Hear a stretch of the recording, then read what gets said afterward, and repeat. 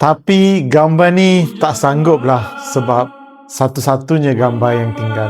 62 tahun dia hidup dan cuma ada satu gambar bersama suami. Suaminya pergi tahun 2003, tinggalkan anak-anak yang masih kecil, masih bersekolah. Dia besarkan semua anak seorang diri. Berapa banyak malam dia menangis seorang-seorang. Tidak siapa yang tahu berapa banyak kali dia lapar supaya anaknya kenyang. Tak siapa yang kira.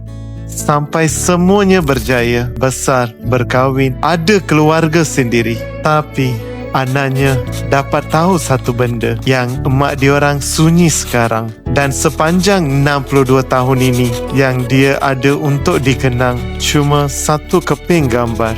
Jadi anaknya hubung kami untuk kembalikan wajah ayah mereka ke sisi emak mereka. Dan bila emak dia buka lukisan itu, air mata dia terus jatuh.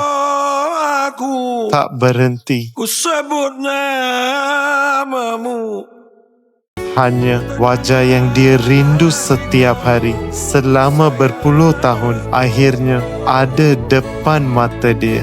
Hari ini dia ada satu keluarga lengkap dalam satu lukisan. Pasti mak ayah korang ada cukup kenangan bersama kan? Kalau satu je memang tak cukup. Kontak kami sekarang.